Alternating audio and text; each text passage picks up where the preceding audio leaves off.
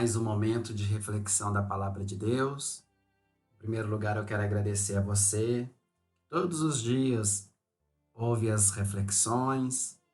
Você que já entrou no canal do YouTube, já se inscreveu, curtiu, compartilhou. Se você ainda não fez, vai lá, se inscreva no canal, compartilhe, dê um like. Vamos todos juntos ser discípulos evangelizadores. Cada um faz do jeito que dá. E hoje nós sabemos que a internet, a gente usa o WhatsApp, Instagram, Face, tudo isso para poder divulgar a palavra de Deus, mas uma palavra refletida, uma palavra encarnada em nossa vida. Então, muito obrigado, se inscreva no canal. Hoje ainda vivemos a experiência do período pascal. Os textos da liturgia deste domingo vão nos mostrando a beleza que é o mistério da graça de Deus em nossa vida. Em Atos 2, 14, 22 a 33, nós ouvimos que Deus ressuscitou Jesus, libertando-o das angústias da morte, porque não era possível que ela o dominasse. E ainda, deste-me a conhecer os caminhos da vida, e a tua presença me encherá de alegria. De fato, Deus ressuscitou Jesus. Mas porque Jesus nos ensinou na cruz, na hora do sofrimento, na hora da dor, que a nossa confiança precisa estar nas mãos e no coração de Deus. Quando lá na cruz, que celebramos na sexta-feira da paixão, nós ouvimos de Jesus: meu Deus, por que me abandonastes? Nesta oração, Jesus já nos dizia que é ao Pai que nós precisamos suplicar. É ao Pai que nós devemos falar a nossa oração. E mais, em tuas mãos eu entrego o meu espírito. É no coração de Deus que nós precisamos entregar a nossa vida. A ressurreição, ela só acontece para aquelas pessoas que aprendem ao longo da vida a entregar-se plenamente nas mãos de Deus. Lembrando que o nosso espírito já é um espírito soprado em nossas narinas desde o início dos tempos pelo próprio Deus. Em nós há o Espírito de Deus. Então, quando nós entregamos o nosso espírito, quando nós entregamos a nossa vida, nós queremos dizer a Deus: fazemos parte de ti, Senhor. O Senhor faz parte de nós. É Deus quem nos ressuscita. É Deus quem tem a palavra final sobre a nossa própria vida. Então, meus irmãos e irmãs, que nós saibamos nos colocar plenamente nos cuidados de Deus. Mas nós precisamos aprender a, de fato, confiar plenamente no projeto que Deus tem para a nossa vida. E o Salmo 15 já nos diz: vós me ensinais vosso caminho para a vida. Junto de vós, felicidade sem limites. Junto de Deus, meus irmãos, minhas irmãs, felicidade sem limites. Junto de Deus, graças, bênçãos sem limites. Mas o salmista já nos diz, ele já nos ensina: Senhor, somente vós sois o meu Senhor. Nenhum bem eu posso achar fora de vós. Muitas pessoas sofrem, muitas pessoas não encontram repouso, calmaria, silêncio, aconchego, amparo, porque elas não aprenderam a se colocar no coração de Deus. Somente em Deus há repouso. Somente em Deus há alívio. Meus irmãos e irmãs, não queira viver a sua vida afastado, longe daquilo que Deus quer para você. Nas celebrações Nós sempre fazemos aquela linda aclamação: O Senhor esteja convosco. E nós respondemos: Ele está no meio de nós. Corações ao alto, o nosso coração está em Deus. Demos graças ao Senhor, nosso Deus. É o nosso dever, é a nossa obrigação, é a nossa salvação. Quando nós rezamos essa aclamação, nós queremos dizer que em Deus nós nos encontramos e que Deus pode ser pleno em mim. Mas para isso, nós precisamos, mais uma vez, dizer para Deus que somente Ele é o nosso Senhor. Cuidado com as outras opções da sua vida. Cuidado com aquilo que é efêmero. Cuidado com aquilo que passa.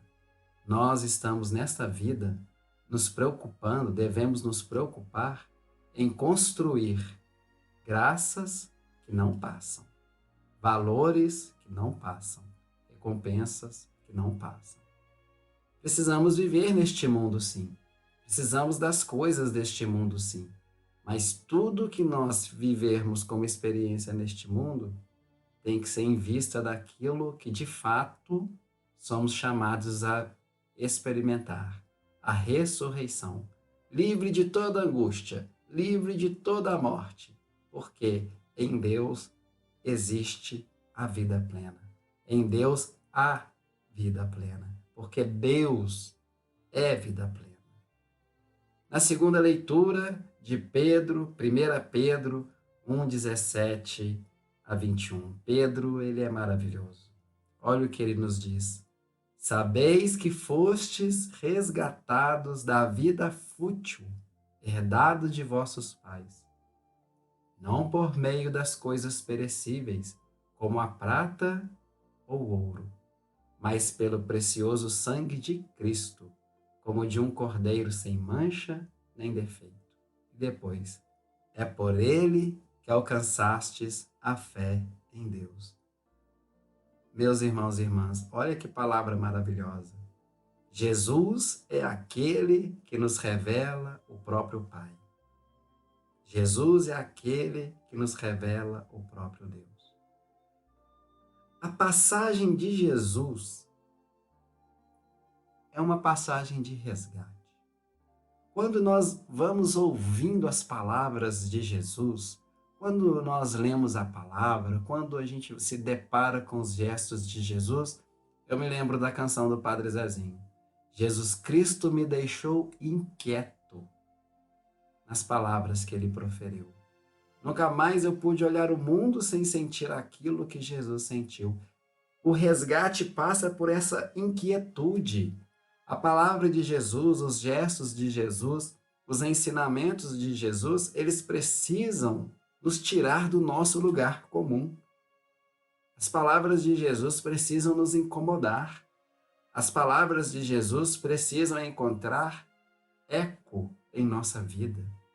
Quando ouvimos a palavra de Jesus e essa palavra entra em nós, ela tem que ter sintonia para que haja ressonância. Mas tudo isso acontece na vida, a própria vida.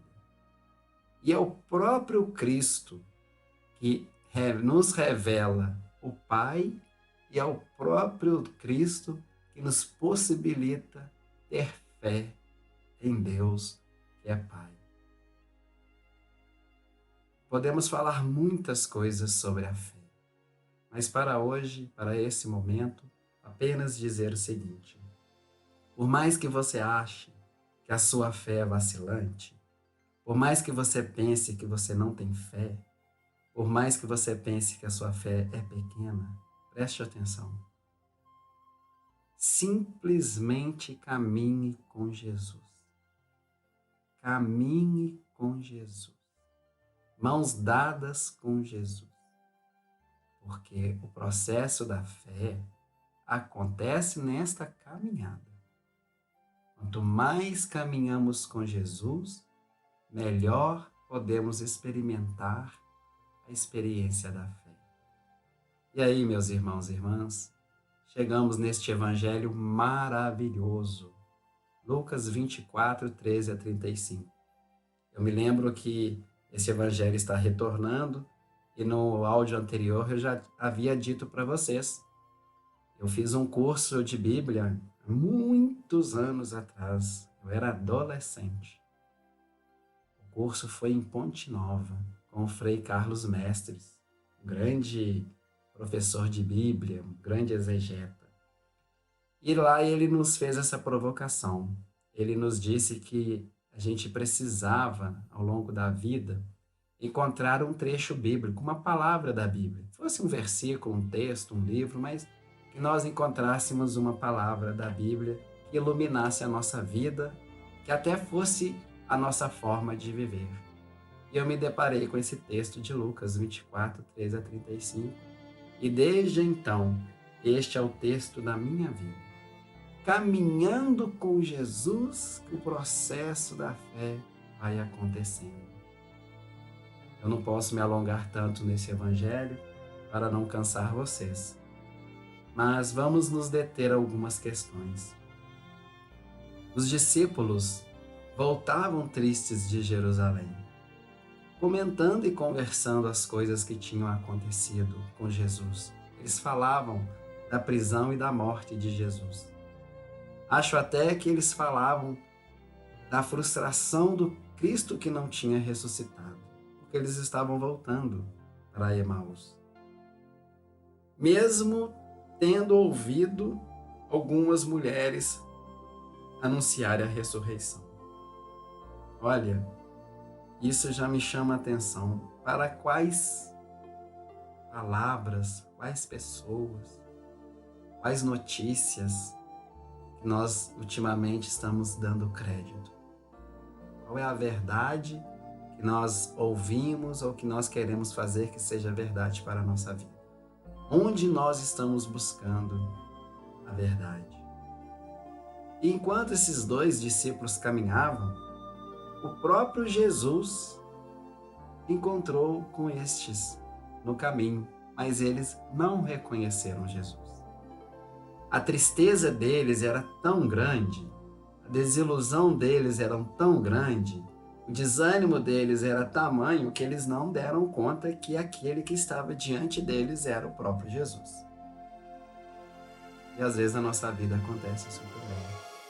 Às vezes nós estamos envolvidos numa tristeza tão grande, um desânimo tão grande, que a gente não consegue erguer a cabeça para ver a beleza da vida. A vida sempre é possível. A vida é sempre possibilidade. Mas esse Jesus dá um outro sinal interessante. Ele vem na direção oposta.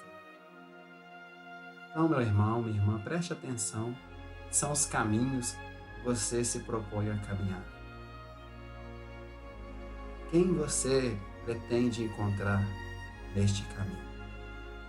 Você está prestando atenção nos que estão à sua volta? Quando eles conversam sobre tudo o que havia acontecido, eles narraram para o próprio Jesus o que tinha acontecido com Jesus. E Jesus dá um puxão de orelha neles. Como sois sem inteligência e lentos para crer em tudo que os profetas falaram. Será que o Cristo não deveria sofrer tudo isso para entrar na sua glória?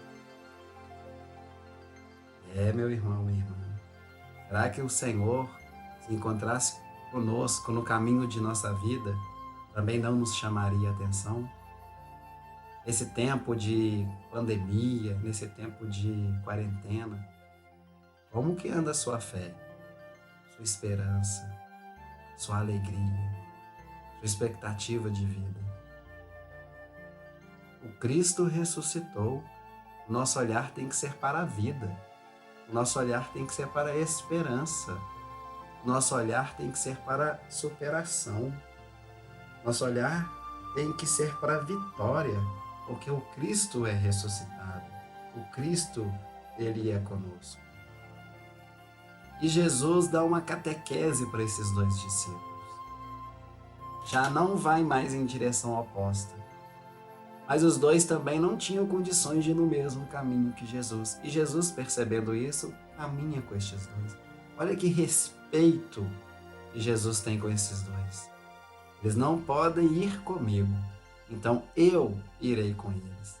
E nesse caminho, nessa caminhada, o próprio Cristo dá uma catequese, explica desde os profetas todas as passagens que falavam sobre essa experiência que Jesus deveria passar. Um outro sinal importante, porque até temos as músicas, né? Fica conosco, Senhor, que é tarde e a noite já vem. Eu queria chamar a atenção para uma questão.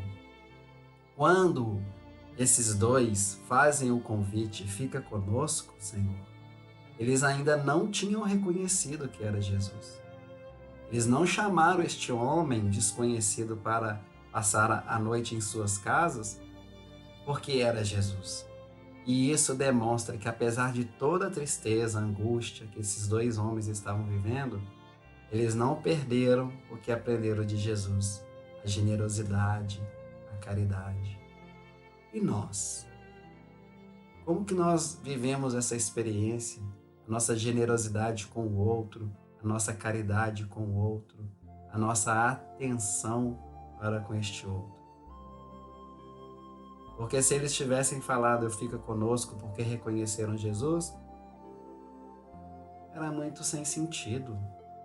Era o próprio Jesus, então estava tudo bem. Não, eles falaram essa frase para um desconhecido. É tarde, e a tarde vai declinando. E Jesus aceita o convite. Então faça esse convite também. Convide o Senhor, fala assim: Senhor, fica em minha casa. Senhor, fica em minha vida. Pode entrar, Senhor. A casa é sua. E Jesus entra nesta casa para estar com eles. E quando Jesus senta à mesa, olha que maravilha esse detalhe. No momento que Jesus toma o pão, abençoa, e principalmente na hora que o Senhor parte o pão, os olhos dos discípulos se abrem e eles reconhecem que é Jesus. Meus irmãos, preste atenção nos gestos, nos sinais que você está dando para as pessoas. Como que você está sendo reconhecido pelos outros? Como que você está sendo lembrado pelos outros? Nesse tempo que cada um está ficando em sua casa, quando você pensa em alguém, qual que é a imagem que vem na sua cabeça? Então pensem nisso. Nós não podemos passar a vida despercebido pelos outros, não. Nós precisamos deixar sinais, nós precisamos deixar marcas, mas que sejam bons sinais, que sejam boas marcas. E olha que maravilha, no momento que os olhos deles se abrem, o próprio Jesus desaparece no meio deles. Que eles já não precisavam da presença de Jesus mais, porque Jesus já havia invadido o coração desses dois discípulos. E nessa invasão vem essa frase maravilhosa, que é a frase da minha vida, que eu partilho com vocês. Não estava o nosso coração ardendo quando ele nos falava pelo caminho e nos explicava as Escrituras? Essa inquietude, meus irmãos e irmãs, que nós não podemos deixar passar. O Senhor precisa nos inquietar. E essa inquietação precisa aquecer o nosso coração. E quando o nosso coração fica inflamado, a gente precisa falar desse Senhor para as outras pessoas. E é por isso que logo em seguida, o que esses dois discípulos fazem?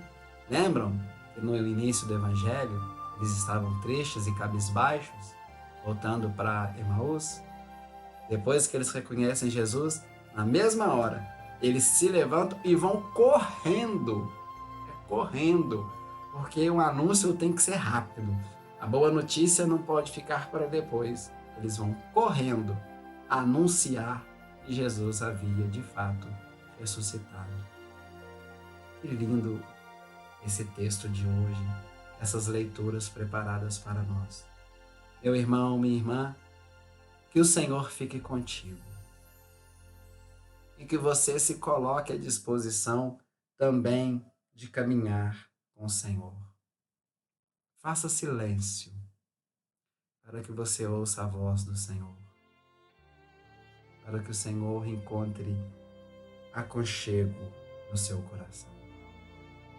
Diante do Senhor, pense naquilo que até te faz sofrer, que te angustia, que deixa você triste, mas com o Senhor passando em sua vida, vamos aprender a ressignificar, a dar sentido a tudo isso que nós estamos vivendo. A vida vale a pena. E quando nós somos capazes de dar sentido para esta vida, aí sim nós podemos dizer que o nosso coração arde, arde por Jesus, arde pela vida, arde pela própria família. Que essas palavras cheguem no seu coração, que elas frutifiquem em ações, em reflexões e novas possibilidades. Deixe que o Senhor entre no seu coração. Deixe que o Senhor entre na sua casa. Deixe que o Senhor entre em sua vida. Amém, paz e bem.